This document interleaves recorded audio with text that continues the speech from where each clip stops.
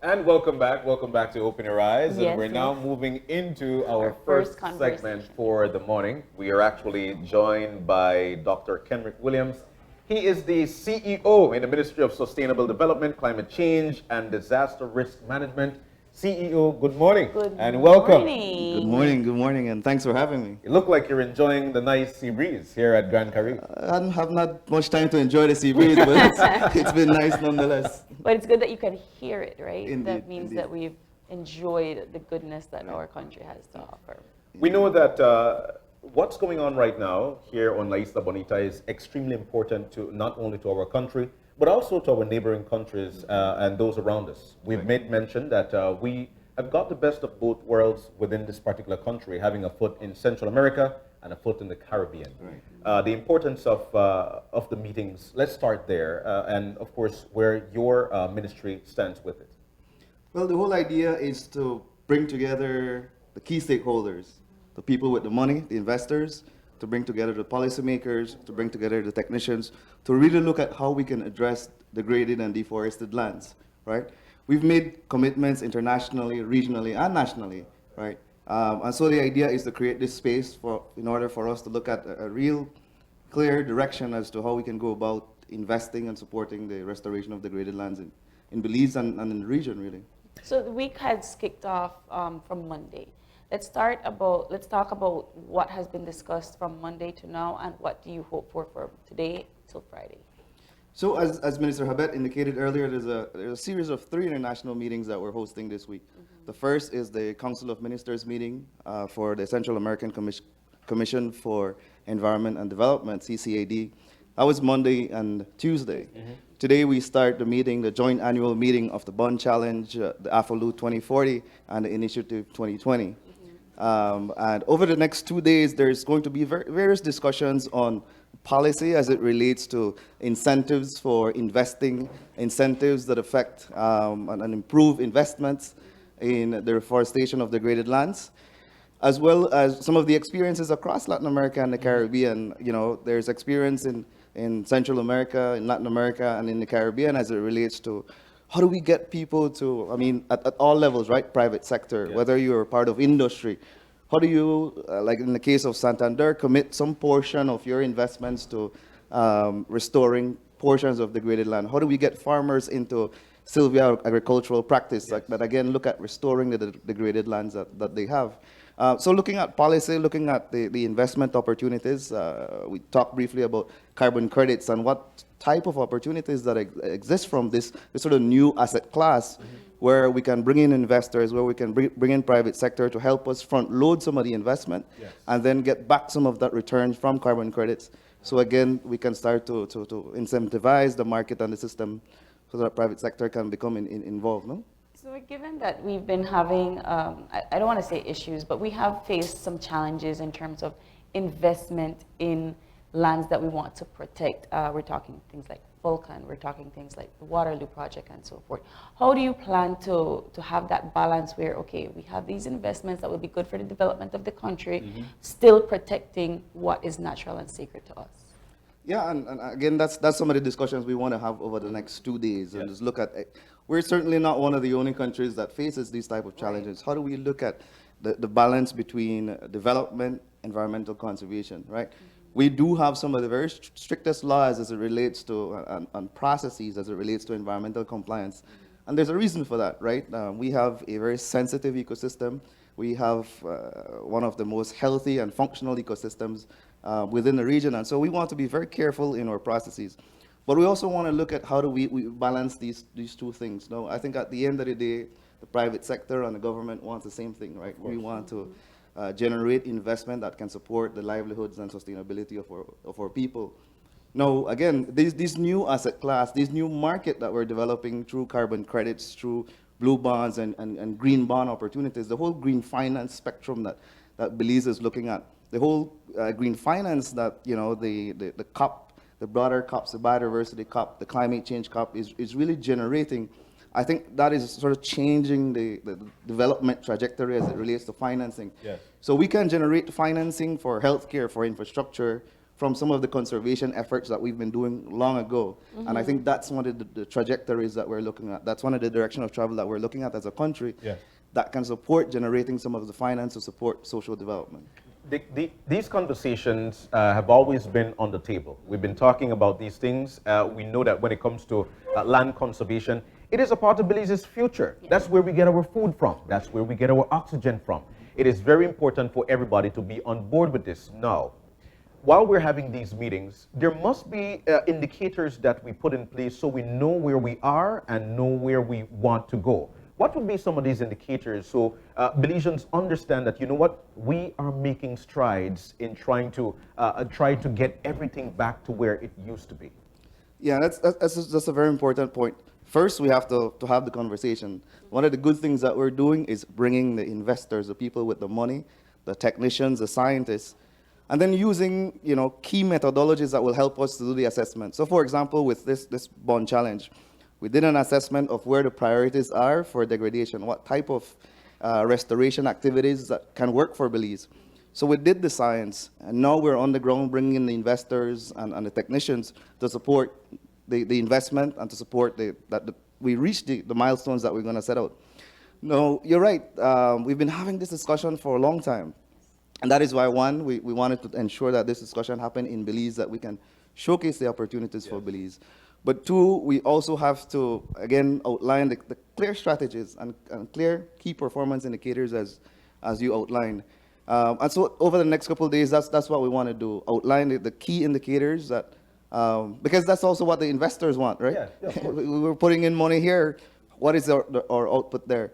So I think those are key things that we want to outline over the next couple of days as a discussion. What are the discussions or the conversations that surround lands for development and investment and agricultural lands? At this point in time, COVID has shown us that we do need to learn to invest in agriculture and so forth. How do you strike that balance of these lands will be for agriculture, these lands can be for infrastructure and development? Right. Actually, that's one of the discussions that we're going to be having today. Minister Abelardo Mai will be part of that discussion, having the same idea, right?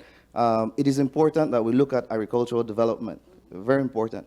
But how can we then, again, integrate that with conservation opportunities? Yeah. So putting in the silvic-pastoral opportunities where there's intercropping, where we do things like soil management, where we do proper pesticides management, right? So it's just a different frame of how we used to treat with our agricultural practices. Yeah. I think that's what we want to look at in the shift.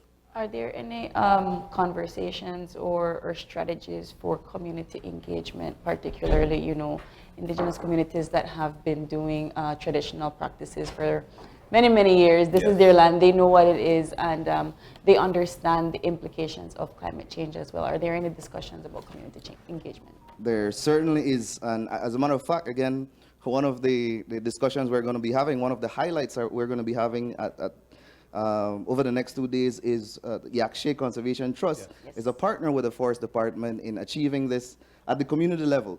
And so we're going to be sharing that experience this morning with the Forest Department and the YCT as to this example, because the important thing is that, again, we're having these theoretical discussions and maybe these scientific discussions, but how does that trickle down to the impact at the community level? How does the community engage? How does the community benefit?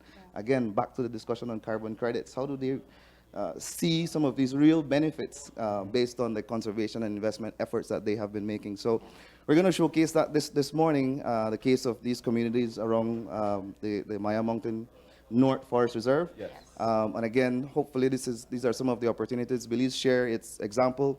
We see some other experiences from other countries, and again, to ensure that there's impact at the community level. But CEO, while we're here trying to conserve, there is also the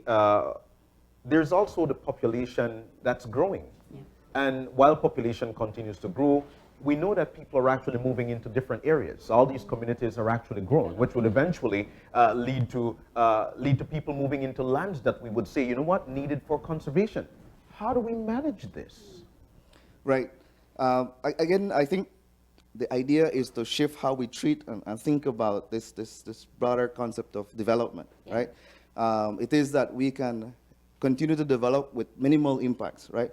So instead of clear cutting, for example, because you're going to develop an area, develop a community, Yes. that there is selective cutting, that there's underbrushing, that there's these practices that you can implement that will reduce your impact on the ecosystem. Yes. You see, the change in the scientific discussion is not that we're not going to deforest, it's not that we're not going to cut down trees, is that we don't change the functionality of the forest to do what it's supposed to do. And at the basic level, we want to make sure that as development occur, then that the forest ecosystem or the marine ecosystem is able to provide the same service that we need in order to survive. No? Then we've got folks who are actually looking on and really truly believe that they must make an impact. So you as a CEO, what would you say to Belizeans in terms of them playing their part in making sure that we conserve? Right. This is an individual responsibility. Of course, primarily. Given the blessings that we've had as a country, as a Belizean, yeah. Certainly, there's a suite of personal practices that you can make as a consumer, as a user of the resources. Certainly, you can become involved.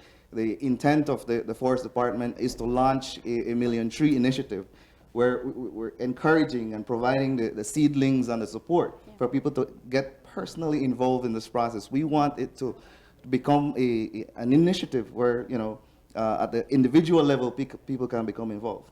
How do you respond to persons that are saying, Minister, but I know of a plan. I have my kitchen gardens. I know what I'm doing. Why do you need to talk about sustainability? I'm living a sustainable lifestyle.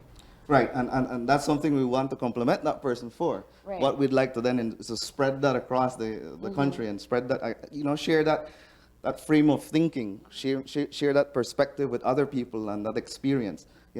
How do you go about building your personal backyard garden? How do you go about, supporting the planting of trees?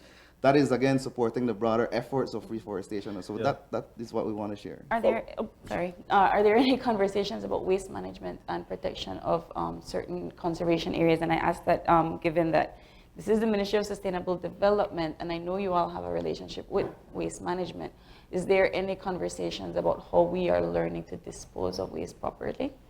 Yeah, as a matter of fact, now Solid Waste Management Authority is under the portfolio of the ministry. We're not having any specific discussion as it relates to solid waste. There's some discussion on hazardous waste and transboundary movement of these type of waste and that type of thing. But certainly it's a discussion now that we've been looking at in terms of the integration of this department within the ministry.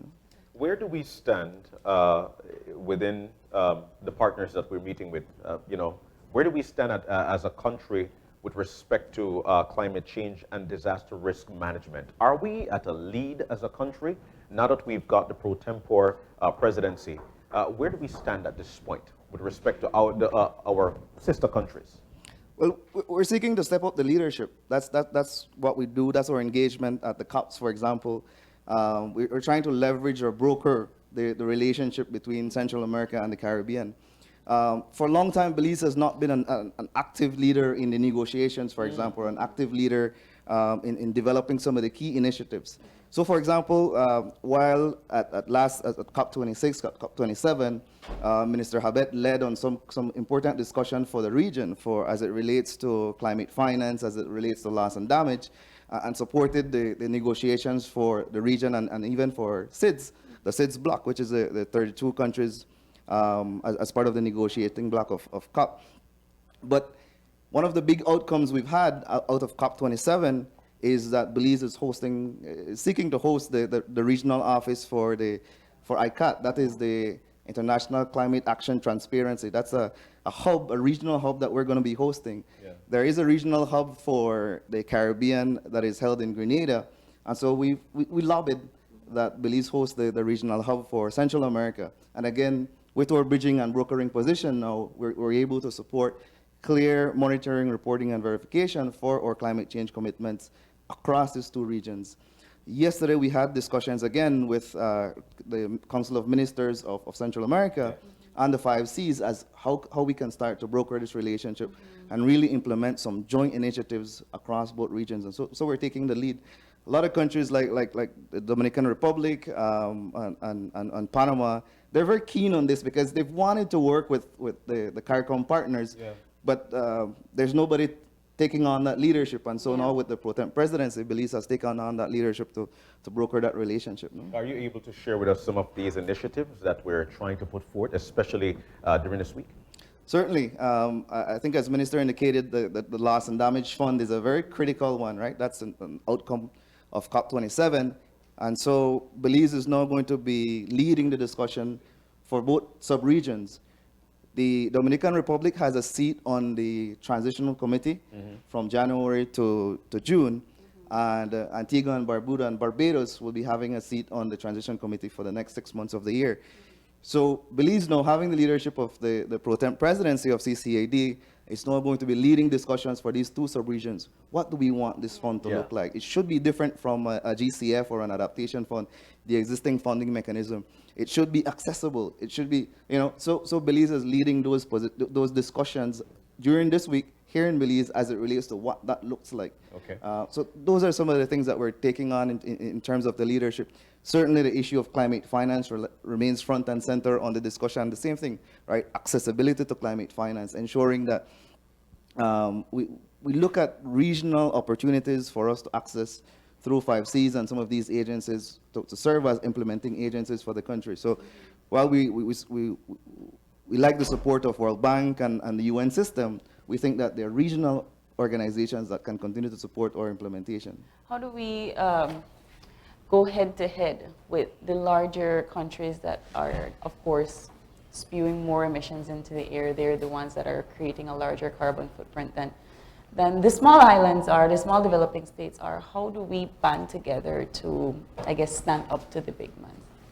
And that's what we're trying to do. So there are these negotiating blocks in which Belize negotiates. So first, as part of CARICOM, as part of SICA separately, as part of the AOSIS, the Alliance of Small Island Developing States, right? Those are positions through which we reflect our positions and band together as countries with similar experiences, with similar vulnerabilities in the broader negotiating bloc. What Belize is trying to do is to again, lever these positions. We're part of CARICOM, we're part of SICA. SICA is not part of AOSIS, or several of the members are not part of the AOSIS Alliance, they're part of the Latin American Alliance. And so in being able to bring together SICA in the discussion, in being able to leverage position between SICA and CARICOM, then we scale up, the joint positioning, and we sort of improve the regional positioning in terms of the negotiation and say, okay, instead of just SICA or instead of just CARICOM separately, we're looking at 60 million people, the voices of 60 million people, versus these two sub-regions very separately. And then of course, when we scale that up to the Alliance of Small Island Developing States, the SIDS nations, then we have a broader voice and a bigger voice.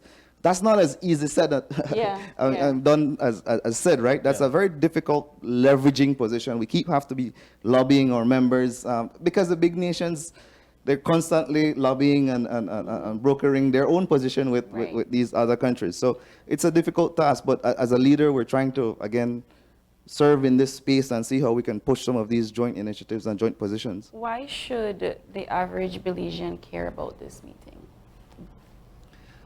I think that we're looking, again, in the most simplest sense, the health of our forest ecosystems, the health of our environment affects every one of us in the most basic sense, right? Our livelihoods, our jobs, our health. And we saw that through COVID, right? There's a direct linkage between the health of the environment. We know where COVID came from. This whole idea of zoonosis and transfer of disease from animals to humans. So the health of our environment is very critical. The health of our forest ecosystem is very critical to that. And so we think that is why we have to make these initiatives known to the Belizean, to the average Belizean, what it is, why is it that we're doing, and the impact that we're trying to make. Yeah. And it is so important for people to understand, and this is one of the things that we continue to spew in for the fact that this is not only on government. This is not only on the sea. It is on all of us, and for that reason, we try to dispense the information so people could understand. I continue to say the buy-in is the biggest part of it. Right. What's going to take place today and moving forward? So there's going to be some of these policy discussions as it relates to, and sharing of experiences as it relates to reforesting degraded lands. The idea is to present to the investors what opportunities exist in Belize and other countries, Yes. so that the investors can look at, leveraging and mobilizing funding to support the reforestation initiatives. After these 2 days of discussion, this 150 or so guests leaves, and on Saturday we host a meeting of the Ramsar Convention. So that's the Ramsar Convention is a convention on the UN Convention on Wetlands, and so that's a very separate discussions we're going to be having in terms of the health of wetlands. We're going to looking at the state of wetlands in Belize.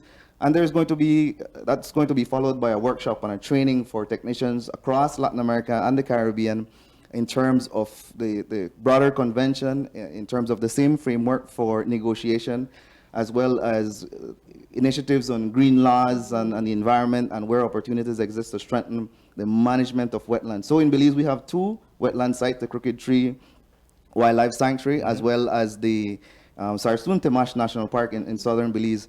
We're also looking at another opportunity through the Hopkins wetland, Yes. Yeah. and opportunities to support and manage that wetlands. Wetlands serve as a basin, It right? does. It as does. these very important basins that host water, especially in times of flooding and severe rain, right? And it has its own unique ecosystem. And so just think about the Florida Everglades. I think a lot of people can think about that. But if you come closer to home and think about the Crooked Tree lagoon and that ecosystems, Yes. it's a very healthy ecosystem. So the discussion on Saturday and thereafter then looks at the protection of wetland ecosystems. What are you looking forward to the most for this week? We walk away with some money.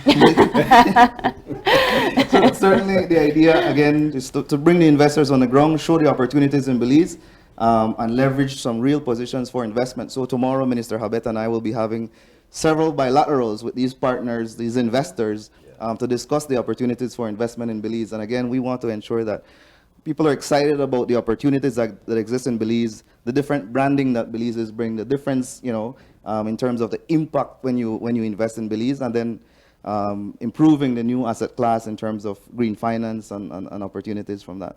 All right. CEO. We're so grateful that you were able to join us.